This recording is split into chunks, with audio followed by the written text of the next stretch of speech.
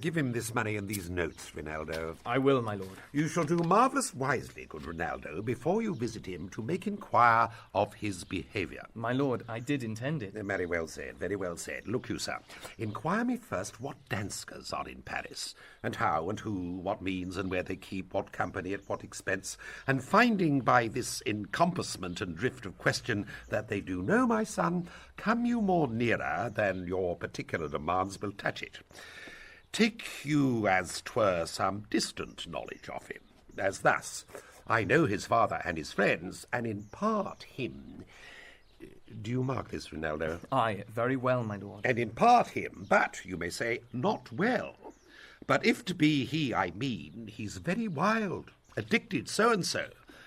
And there put on him what forgeries you please. Marry, none so rank as may dishonour him, take heed of that.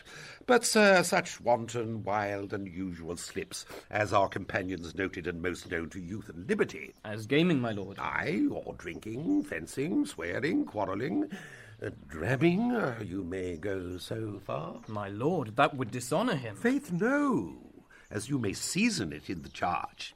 You must not put another scandal on him. That he is open to incontinency, that's not my meaning, but breathe his faults so quaintly that they may seem the taints of liberty, the flash and outbreak of a fiery mind, the savages in unreclaimed blood of general assault. But, my good lord... Wherefore should you do this? Aye, my lord, I would know that. Marry, sir, here's my drift, and I believe it is a fetch of warrant, you laying these slight sallies on my son, as 'twere a thing a little soilly the working. Mark you, your party and converse, him you would sound, having ever seen in the predominant crimes the youth you breathe of guilty, be assured he closes with you in this consequence. Good sir, or so, or friend, or gentleman, according to the phrase or the addition of man and country. Very good, my lord. And then, sir, does this,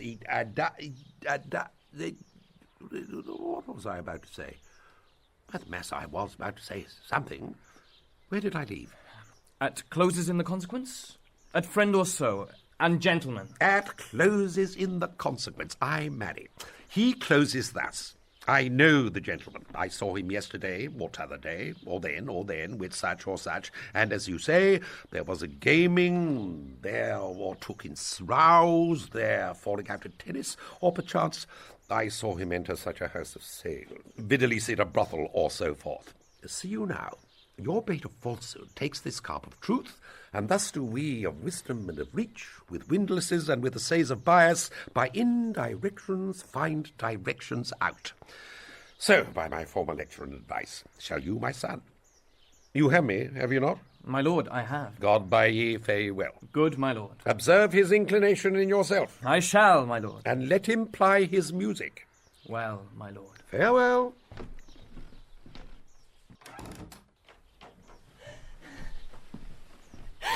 Oh, now, Ophelia, what's the matter? Oh, my lord, I've been so affrighted. With what in the name of God?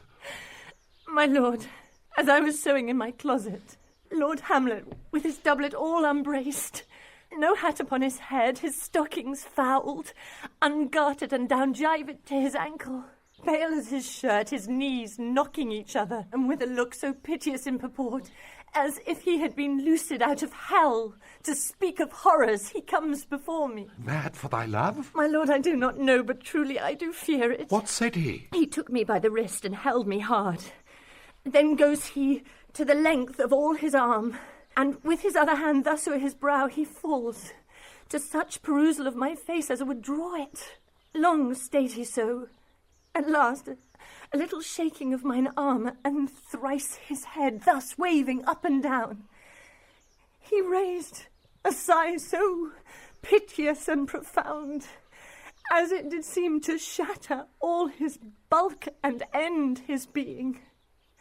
That done, he lets me go, and with his head over his shoulder turned, he seemed to find his way without his eyes, for out of doors he went without their helps, and to the last bended their light on me. Come, go with me.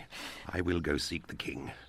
This is the very ecstasy of love, whose violent property fordoes itself, and leads the will to desperate undertakings as oft as any passion under heaven that does afflict our natures.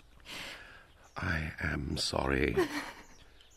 What, have you given him any hard words of late? No, my good lord, but as you did command, I did repel his letters and denied his access to me. That hath made him mad. I am sorry that with better heed and judgment I had not quoted him. I feared he did but trifle, and meant to rack thee, but beshrew my jealousy. By heaven, it is as proper to our age to cast beyond ourselves in our opinions as it is common for the younger sort to lack discretion. Come, go we to the king. This must be known, which being kept close might move, more grief to hide.